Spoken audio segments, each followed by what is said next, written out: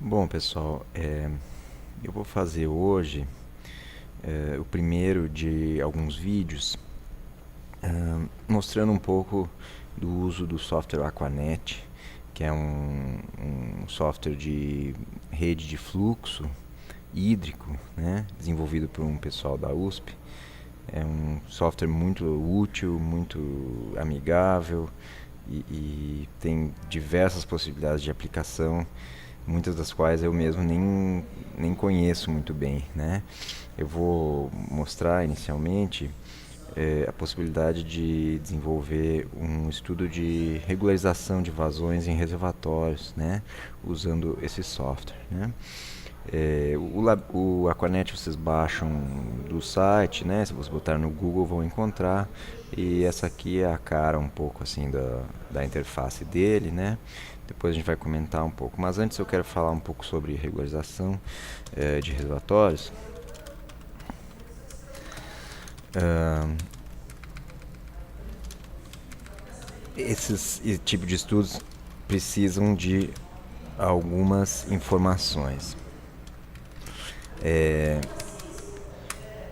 As principais informações são, em primeiro lugar, antes de mais nada, a gente precisa ter uma série histórica de vazões afluentes ao reservatório, né?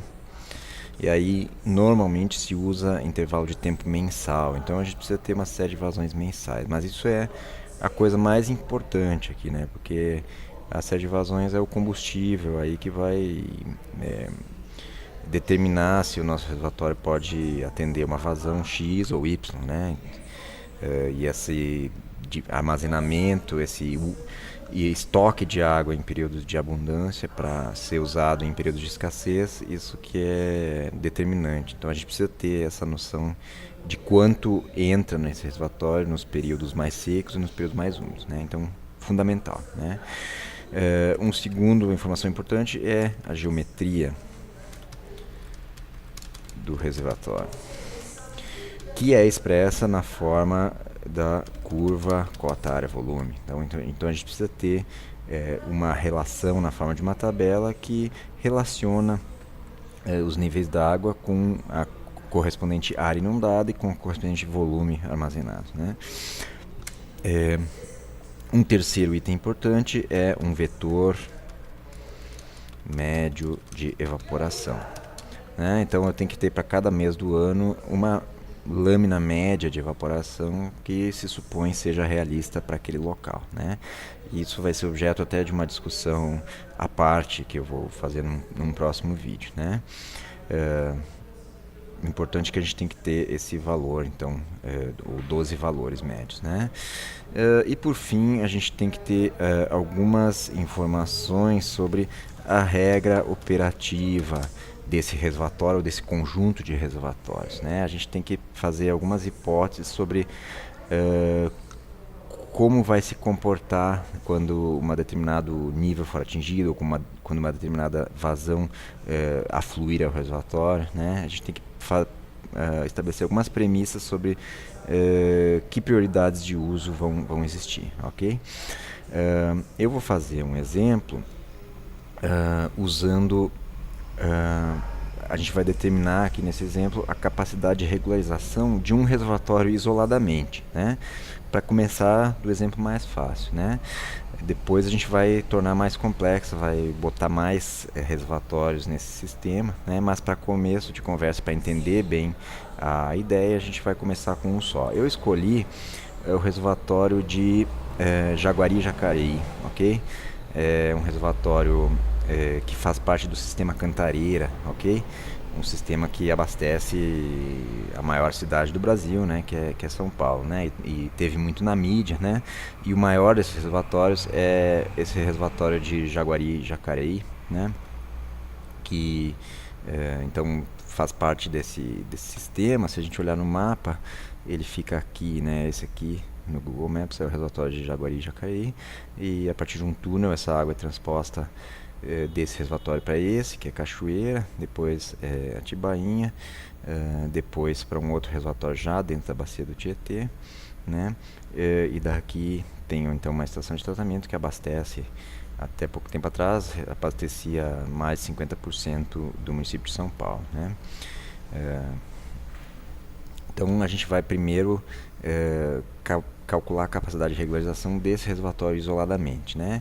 Isso é um número um pouco irreal, porque a gente já vê por esse esquema que esse reservatório ele opera integrado com outros. Então a coisa vai ser mais complexa do que eu estou mostrando aqui. Mas para a gente começar do passo a passo, é interessante fazer dessa forma, ok?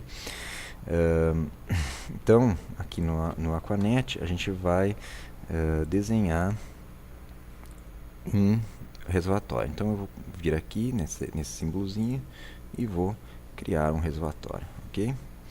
E aí ele bota um nome padrão de reservatório 1, ok? Ao clicar com o botão oposto do mouse em cima desse reservatório, eu posso mudar algumas características dele, né? Então, por exemplo, eu posso dar um nome para ele. Vamos chamar ele de Jacareí, ok? E aí eu tenho que começar a preencher aquelas informações importantes que eu falei. Então, a primeira coisa, série de vazões afluentes. A série de vazões, eu tenho que ter algum histórico, de alguma forma eu tenho que ter estimado no passado qual foi a vazão mês a mês que afluiu a esse reservatório, né? Isso eu vou entrar aqui, né? Então aqui ele por default ele começa a minha série de vazões em 1900, em janeiro de 1900, e tem 5 anos de extensão, né? Eu achei uma série de vazões desse reservatório num documento que está na internet que chama Dados de Referência acerca da outorga do Sistema Cantareira, que é de abril de 2016. E ele tem, em algum ponto aqui, a série de vazões de cada reservatório do sistema isolado. Está por aqui. Vamos ver. Vazões médias mensais afluentes ao reservatório de Jaguari e Jacareí, ok? Então, desde 1930 até 2015, ele tem série de vazões estimadas, né? Então, de alguma forma tem que ter isso, se não tiver, você tem que fazer um estudo hidrológico para determinar essa série preenchida sem nenhuma falha, ok? Eu já colei essa série de vazões para uma planilha, né? Essa planilha está aqui, né? Então eu copiei, eu tenho desde 1930 até 2015, tenho 86 anos de dados, ok?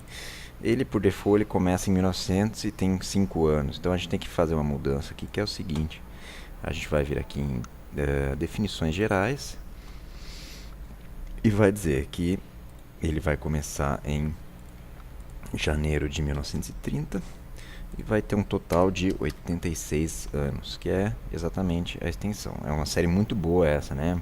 A gente tem que ter pelo menos uns 20 anos de dados, aqui a gente tem 86, então certamente a gente pegou períodos mais críticos e períodos mais úmidos, sobretudo no caso do Cantareira, esse último período de 2013, 2014, 2015, que foi o período da crise, né? Aí no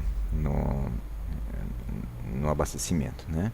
Tem outras opções aqui que a gente não vai falar por enquanto, a gente deixa tal como está por default, ok?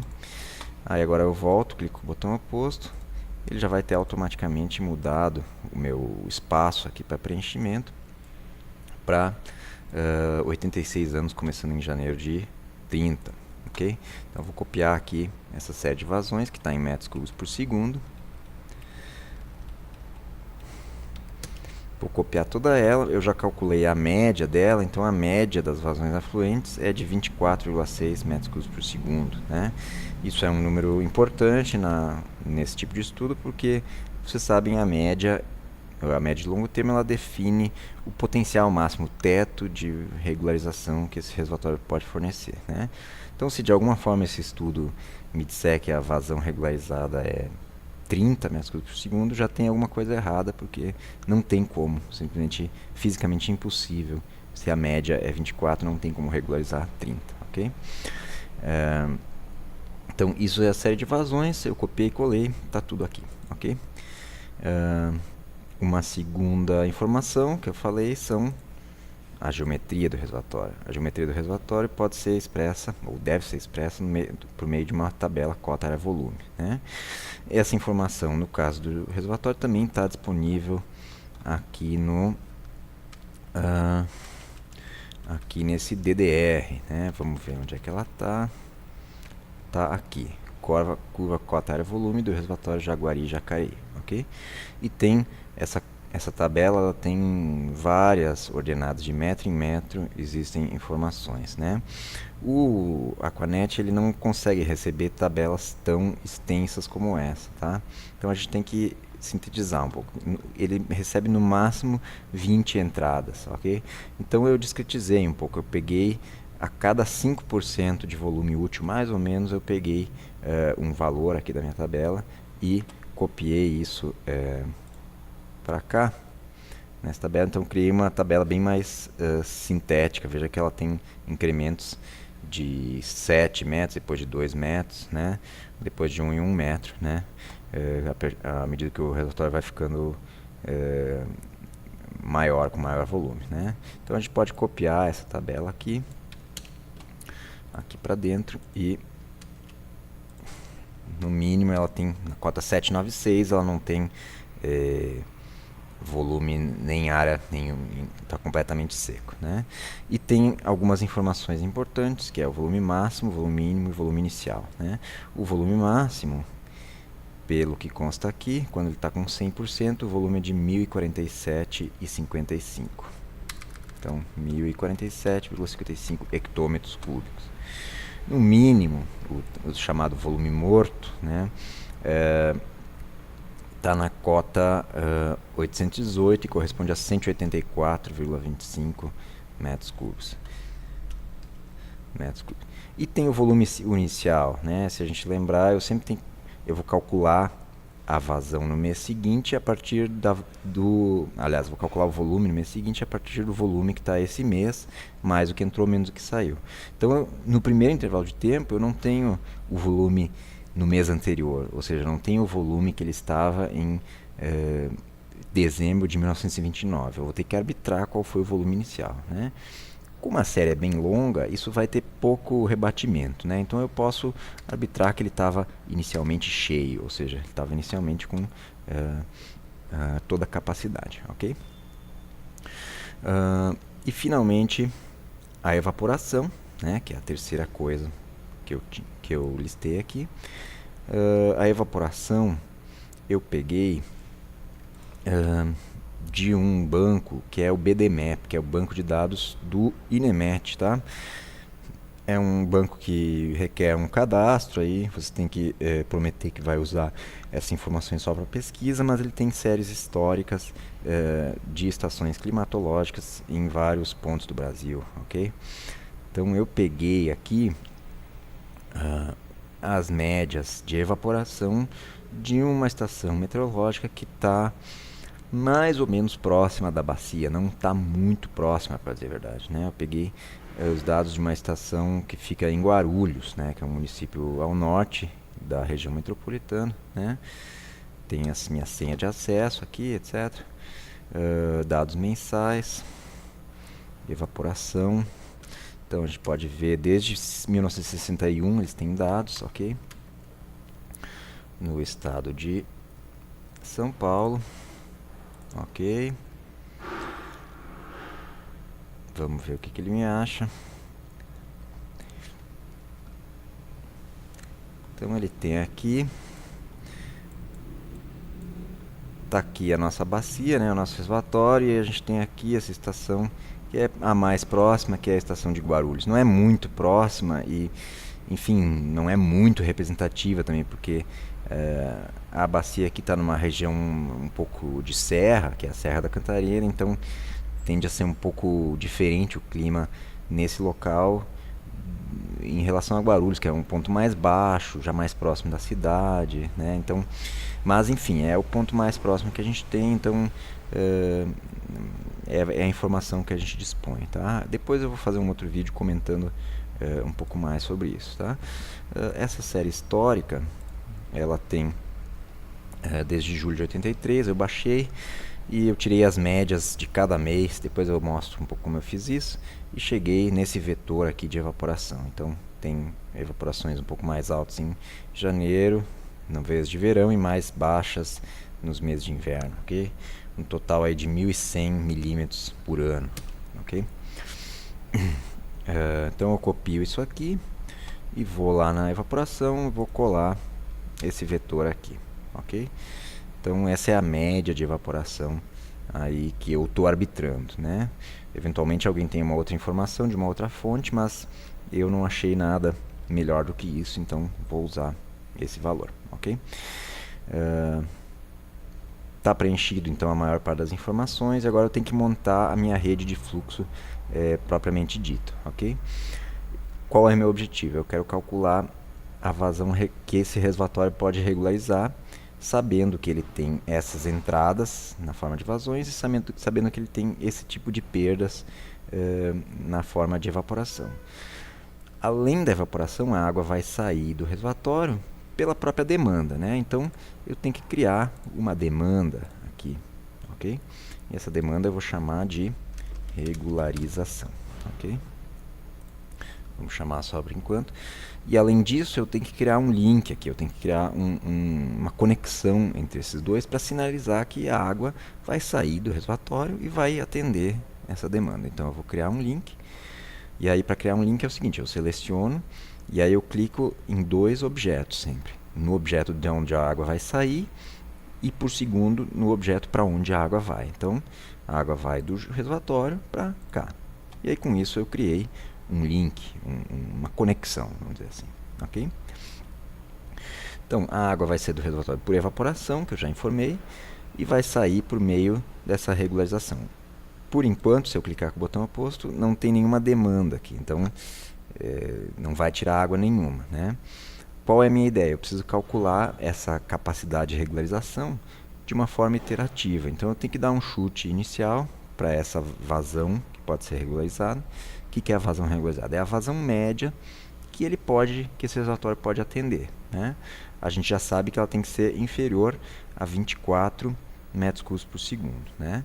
Então vamos dar um chute aí. O professor Tucci costuma dizer que um reservatório na região sudeste consegue regularizar até 60% da média. Então, se a gente tem uma média de 24, 60% disso daria em torno aí de 15 metros cúbicos por segundo, por exemplo, né? Então, eu gosto de fazer assim. Eu gosto de ter uma outra tabela com um monte de números assim que eu vou mudando aqui no Excel. Então, janeiro até dezembro, com a mesma extensão da nossa série de vazões, ok? Então, isso aqui vai ser 1930 até 2015, ok? Eu vou botar primeiro então um valor de 15, que é um chute inicial para nossa vazão regularizada. Eu vou botar esse valor constante, né? Que é a vazão. A gente vai calcular uma vazão constante de regularização, ok? Vamos copiar isso aqui. Então ele botou 15 em todos os valores, ok? E vamos ver se isso ele consegue regularizar, tá bom? Além da evaporação e da demanda, a água vai sair de uma outra forma aqui. Que forma é essa? Eventualmente, se houver vazão suficiente, ele vai perder vazão por vertimento. Então, eu preciso informar para ele também que vai existir vertimento, ok? Então, vou criar uma outra demanda aqui. Todas as retiradas de água vão ser expressas na forma de uma demanda, ok? Eu vou chamar ela de vertimento e vou criar um link entre o reservatório e esse vertimento, ok? E esse vertimento é o seguinte: uma vez que tiver volume suficiente para atender a regularização, o que ele vai fazer? Se veio a água é suficiente para atender, o que ele vai fazer com a água excedente? Ele vai usar para armazenar, ele não vai jogar lá fora, né? Aí ele atende, armazena. Mês que vem, atende, armazena. Vai chegar um ponto, eventualmente, que o reservatório esteja cheio, esteja em 100%. Nesse ponto, ele não consegue mais armazenar água, ele vai ter que verter, ok? Então, nesse ponto, nesses momentos eventuais, todo o excesso de água tem que ser vertido. Então, a gente pode botar esse vertimento com uma demanda bem alta, ok? Vamos botar uma demanda bem alta, hein? Em geral se bota, sei lá, uma vazão de 1000, uma coisa assim, né? E depois a gente vai explicar para a gente não se assustar como que isso vai se dar, ok? Vamos botar vazão de 1000, ok? E aí com isso eu já tenho o meu sistema quase todo desenhado. Com isso só falta o quarto item aqui das minhas premissas, que é a regra operativa, ou seja, as prioridades de uso. E aí a gente tem que estabelecer para cada item desse uma prioridade. O que é isso? O Aquanet ele funciona nesse esquema de prioridades de uso. Então, é aquilo que eu falei. Uma vez que o uso mais prioritário foi atendido, o que eu vou fazer com a água excedente? Vou armazenar. Uma vez que esse armazenamento excedente também for atendido, o que eu vou fazer com a água que sobrar? Eu poderia ter N demandas aqui sendo atendidas, por exemplo, uma para irrigação, uma para abastecimento, uma para ecossistemas, etc. E cada uma teria um grau de prioridade diferente, né? Nesse caso eu vou abranger todos os usos consultivos na forma dessa regularização e depois o gestor ou quem administra essa água vai dividir essa vazão regularizada entre os diferentes interessados. Mas certamente num arranjo como esse, a prioridade aqui é para regularização, é para abastecimento público, né? Então se eu venho aqui, eu tenho uma aba prioridade de lançamento e eu vou atribuir prioridade 1 a essa demanda. Ou seja, se só tiver uma gotinha d'água, essa gotinha d'água vai ser alocada para essa demanda, ok? Se eu tiver um excedente de água, para que esse excedente vai ser usado? Ele vai ser usado provavelmente para recuperar o armazenamento do reservatório, ok? Uma vez que eu tenho atendido a regularização, toda a água que sobrar eu vou usar para encher meu reservatório, ok? Então, o volume meta do meu reservatório vai ter prioridade 2, ok? Vamos dizer que eu tenha atendido a regularização, tenha enchido o reservatório e ainda tenha água sobrando, num período de cheia, ok? O que vai ser feito com a água excedente? Vai ser vertida. Então, o vertimento também tem que ter uma prioridade, mas ele tem que ter uma prioridade bem baixa. Ele só vai ser atendido quando realmente essa água estiver atrapalhando, vamos dizer assim. Então, em geral, a gente bota um valor de 99, uma prioridade bem baixa para esse cara, para ele não perturbar, né? Por que 99 e não 3?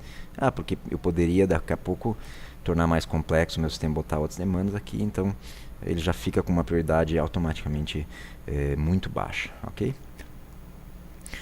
Então, com isso a gente já está pronto para simular, ok? Vamos salvar ele como vídeo, Jaguari. Salvamos. E agora vamos rodar e vamos ver o que acontece, ok? Ele rodou aí todos os anos e aí dá uma mensagem de que foi concluído com sucesso. Vamos ver os resultados, opções resultados. Vamos ver como que como que o nosso reservatório se comportou. O que eu fiz? Eu simulei como teria sido o comportamento desse reservatório se eu tivesse tirado uma vazão constante de 15 metros cúbicos por segundo. Vamos ver como se comportou como teria se comportado o reservatório nesse cenário. Então, se a gente vê aqui, eu posso ver os resultados. Isso aqui é o histórico de volumes armazenados pelo reservatório. Posso ver um gráfico disso e a gente vê que em nenhum momento o volume foi inferior a 419 hectômetros cúbicos, sendo que o nosso volume morto é de 184, ou seja, se tirando 15 ele chegou no mínimo até 419 e ele pode descer até 184, eu estou tirando pouca água, eu posso explorar mais a água, ou seja, esse reservatório é capaz de regularizar uma vazão maior do que essa, ok? Então, qual é o procedimento? Agora eu vou mudar essa vazão, em vez de 15 eu vou botar, sei lá, 16, por exemplo, né? Vou botar 16, vir aqui no Aquanet, na regularização, trocar tudo por 16. Vou salvar, vou rodar de novo, vou ver os resultados. Volume final, vamos ver o gráfico. No mínimo ele baixou um pouco mais, chegou a 300 e poucos hectômetros cúbicos. Ainda posso tirar mais água. essa é uma forma de ver. Tem uma forma mais rápida de ver os resultados, que é o seguinte. Eu venho aqui em opções, resultados, demandas, vamos ver a regularização, vamos ver um resumo do que aconteceu. Aí ele me dá uma síntese de com que frequência essa demanda para regularização foi atendida. Então, tempo máximo abaixo da demanda. Em quantos meses ele não conseguiu ter essa demanda atendida? 0 meses. Como ele nunca chegou no morto, ele sempre conseguiu atender essa vazão de 16 com tranquilidade. E forneceu 16, ok? Então, eu posso ir aumentando o valor aqui, por exemplo, para 17.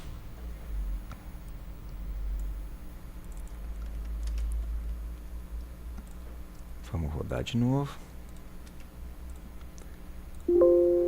Ok. E roda. Vamos ver o resumo. Na demanda. Qual foi o resumo? Ainda não passou. Ok? Então vamos botar em 18.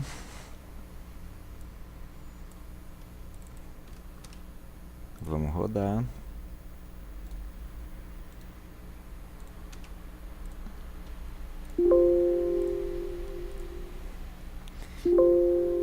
Vamos ver o resumo de novo. Regularização. E aí, com 18, ele começou a falhar, tá vendo? Se eu tivesse tirado 18 metros cúbicos por segundo desse reservatório, em 4 meses ele não teria condições de atender plenamente essa demanda, né? Isso corresponde a uma frequência de desatendimento de 0,39% e, em média, ele teria fornecido uma vazão um pouco inferior a 18, né? Então, aqui, em algum ponto entre 17 e 18 está, então, a vazão regularizada com 100% de garantia desse reservatório. Por que eu estou falando com 100%? 100% é que nunca falhou, né? Eventualmente eu tenho interesse em calcular a vazão regularizada com 95% de garantia ou com 90% de garantia. Aí eu consigo regularizar uma vazão até maior. Qual seria o procedimento? Eu aumentaria a vazão até que eu tivesse uma frequência mais ou menos de 5%. E aí com isso, uma frequência de desatendimento de 5%. Aí eu teria a vazão regularizada com 95% de garantia. Ok? Então, é um procedimento, talvez até exista uma forma automática de fazer isso na Aquanet, mas eu aprendi a fazer assim e acho que é uma forma bem intuitiva de a gente ir vendo e tendo sensibilidade nos resultados, né? E o vertimento? O vertimento é uma coisa bem ocasional, assim, né? Raramente ele é atendido. A gente pode dar uma olhada aqui. Vejam aí que ele só é atendido, só ocorre vertimento em alguns meses muito específicos. Nos últimos anos aí a gente vê que nunca ocorreu, né? Então, a partir daqui desses resultados a gente pode ver uma série então de informações interessantes aqui, ok? Enfim, eu espero que isso tenha sido útil. A gente vai fazer mais vídeos daqui para frente, que esse aqui já está bem longo, tá? E aí a gente vai detalhando mais e mostrando outras coisas. Enfim, vocês podem ver quanto que evaporou, quanto que saiu, quanto que entrou. Dá para ver todos os componentes desse balanço hídrico desse sistema, tá bom?